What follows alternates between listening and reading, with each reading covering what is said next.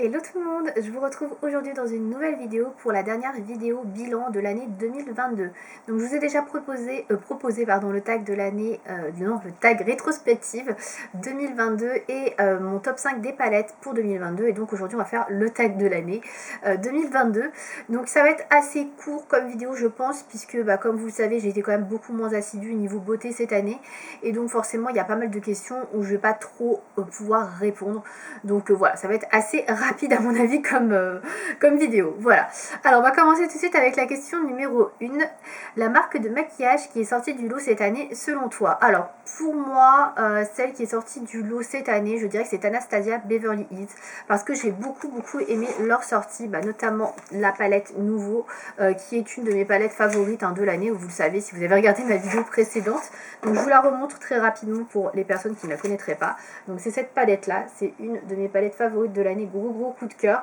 Très jolie harmonie, je pense que c'est une des plus belles palettes que Anastasia a pu faire depuis le début, clairement. Je vais pas prendre de pincettes, je l'aime beaucoup. Et j'ai beaucoup aimé également, alors je ne l'ai pas mis dans mon top de palettes, c'est la Rose Metals. Alors je vais vous la présenter aussi, oui je garde tout dans les cartons. Voilà, qui est celle-ci, donc la Rose Metals, qui est plus une palette d'automne-hiver pour le coup, qui est beaucoup plus foncée, mais je l'aime beaucoup. Des fards magnifiques, des irisés somptueux, enfin voilà, c'est une palette très qualitative une fois de plus, avec des fards vraiment formidables. Donc voilà, je dirais Anastasia pour ça, parce que j'ai adoré vraiment ces deux palettes-là. Alors après, j'ai pas testé 30 000 produits Anastasia cette année, j'en ai pas acheté 30 000 non plus, mais voilà, je suis très satisfaite avec ça, et pour moi, c'est vraiment, voilà, c'est vraiment le top. Question numéro 2. Le produit que YouTube t'a fait acheter mais qui n'est pas si terrible que ça. Alors pour le coup, comme je vous le disais, j'ai pas beaucoup suivi de vidéos YouTube, donc je me suis pas fait plus ou moins influencée, voire pas trop. J'ai pas trop été hypée, on va dire, par des choses. Après, je m'intéresse toujours effectivement aux sorties, mais de loin. Et ce qui m'intéresse le plus, ça reste quand même les palettes. Donc je vous avoue que je n'ai pas acheté vraiment de choses qui ne m'aient pas plu cette année, parce que j'en ai entendu beaucoup parler sur YouTube. Donc je n'ai rien à répondre du coup à cette question. Question 3. La marque ou le produit qui t'a tenté cette année, mais pour laquelle tu n'as toujours pas craqué? Je ne crois pas que je n'ai pas acheté tout ce qui me faisait envie. Je crois que tout a été acheté. Oui, tout ce qui me faisait envie a été acheté. Après, j'ai pas eu énormément de tentations encore une fois. Donc, ouais, je n'ai pas, voilà, je n'ai pas de produit, une marque qui m'a tenté et que je n'ai pas. Voilà. Question 4. Ton top en matière de maquillage et de soins. Alors, pour le maquillage, cette année, ce sera mon fond de teint MAC, le Studio Fix Fluid SPF 15, que j'ai commencé à utiliser cette année. Alors, je cherchais un fond de teint mat, avec une couvrance moyenne, pas trop légère, pas trop non plus couvrant. Donc celui-ci est pas mal du tout, on peut moduler la couvrance, donc oui c'est vraiment une couvrance moyenne peut-être on va dire assez couvrante on va dire. C'est surtout un fond de teint qui a une protection solaire et non pas tous des protections solaires, et ça je cherchais quelque chose comme ça aussi absolument.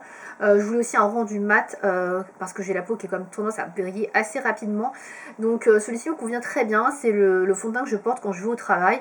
J'ai besoin de quelque chose qui dure très longtemps parce que je suis maquillée très longtemps puisque je pars très tôt le matin et je rentre très tard le soir, donc ce fond de teint là répond vraiment à ce que je recherche, donc je le trouve très bien. Donc pour moi il fait partie de mes tops de cette année puisque j'ai découvert donc en 2022. Et pour les soins, pareil, c'est un produit que j'ai découvert cette année, c'est le sérum concentré à la vitamine C 10% et astaxanthine, je ne sais pas trop si ça se dit comme ça, de chez Aromazone. Donc c'est ce produit là, donc c'est dans la même veine que celui que j'utilisais à l'acide hyaluronique, que j'utilise encore, mais c'est vrai que j'utilise un peu plus celui-ci en ce moment, donc parce qu'il est à base de vitamine C et il est antioxydant, donc il a surtout les propriétés donc de protéger des radicaux libres, de booster la synthèse de collagène et de réduire les taches brunes. Donc la peau est plus lisse, plus ferme et éclatante. Et donc du coup c'est ce que je recherchais aussi un petit peu comme effet. Donc il me convient aussi particulièrement pour ça. Donc c'est pour ça que je l'utilise en ce moment et que je l'aime beaucoup. Donc voilà. Donc j'utilise en général plutôt le soir, et le matin j'utilise plutôt l'autre sérum, celui qui est à l'acide hyaluronique que je vous ai déjà présenté, qui faisait partie de mon top soin je crois de l'année dernière ou de l'année d'avant. Donc voilà, donc là celui-ci c'est un petit nouveau et il coûte pas cher du tout, donc c'est aussi pour ça que je vous le présente, parce que franchement la composition est clean et en plus il est pas cher. Donc voilà, si ça vous intéresse n'hésitez pas à aller sur le site d'Aromazone. Voilà pour cette question.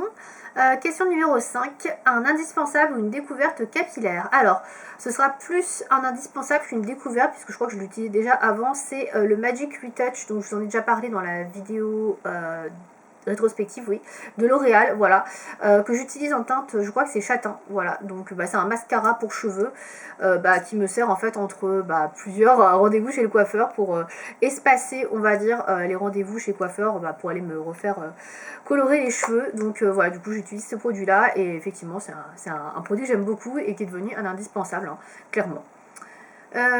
Question numéro 6. Quelle youtubeuse as-tu découvert cette année? Donc personne en particulier puisque je n'ai pas suivi beaucoup les vidéos YouTube et quand je regardais des vidéos de beauté c'était déjà des youtubeuses que je suivais déjà depuis plusieurs années, donc pas de découverte cette année pour ma part. Question numéro 7. La meilleure chose qui te soit arrivée cette année? Donc ça c'est toujours la question à laquelle je ne sais jamais trop quoi répondre parce que je sais pas trop ce que ça fait là-dedans.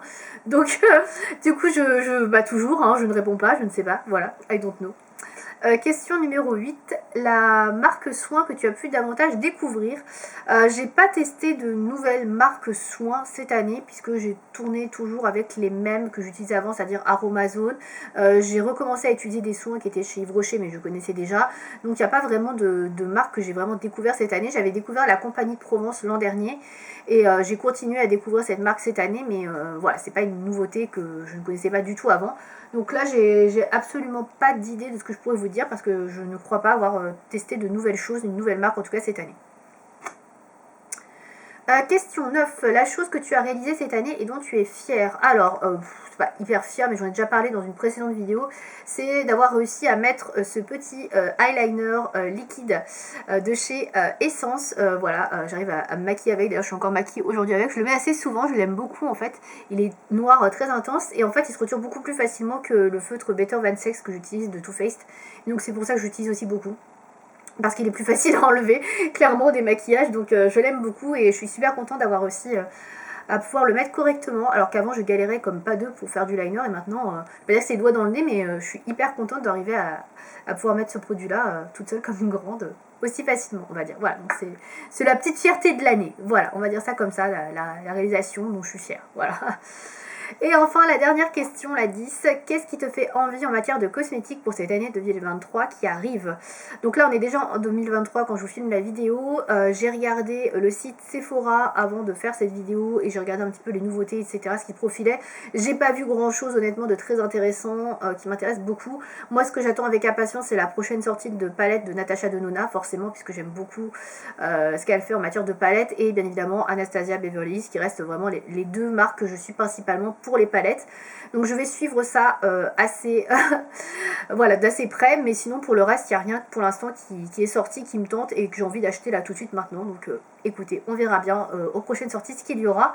Donc la vidéo a été assez courte, je vous l'avais dit, hein, j'ai pas énormément de choses à vous dire cette année, mais bon, j'aime bien quand même vous faire ce type de vidéo un petit peu bilan. J'espère néanmoins que cette vidéo vous aura plu. Si vous avez comme d'habitude envie de répondre à ces questions, n'hésitez pas à les reprendre, elles sont dans la barre d'infos. Me faire une petite réponse en commentaire avec vos réponses. Et puis moi ça me fait toujours plaisir de voir quels sont vos produits favoris, etc. Donc n'hésitez pas, voilà, vraiment. Je vous remercie de m'avoir regardé, puis je vous dis à bientôt dans une prochaine vidéo. Salut!